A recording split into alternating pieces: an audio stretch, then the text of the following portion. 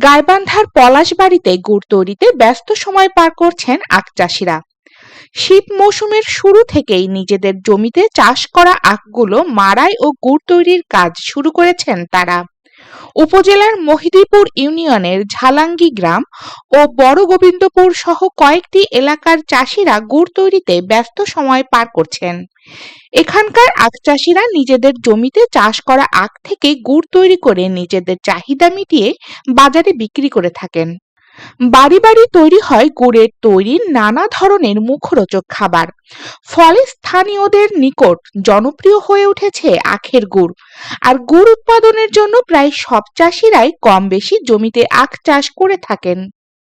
স্থানীয় কৃষকরা জানান, আখের জমির পাশে চুল্লি বসিয়ে গুড় তৈরি করা হয়। এই গুড়ে সাধারণত কোনো ভেজাল থাকে না।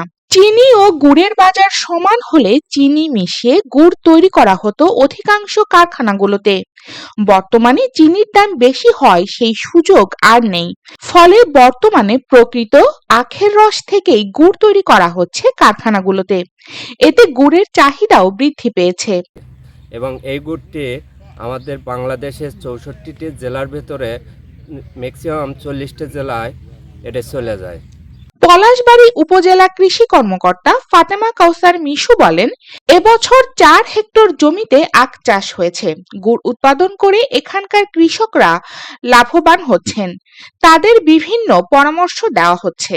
উপজেলায় 4 হেক্টর জমিতে আখ চাষ হয়েছিল। এটা হচ্ছে নন মিলিং জোনের আওতায় এবং আখের জমিতে বিভিন্ন ধরনের সাথী ফসল সবজি করা হচ্ছে, সাথী ফসল হিসেবে সবজি করা হচ্ছে। তো কৃষক লাভবান হচ্ছে, আমরা কৃষকদেরকে পরামর্শ দিয়ে থাকি।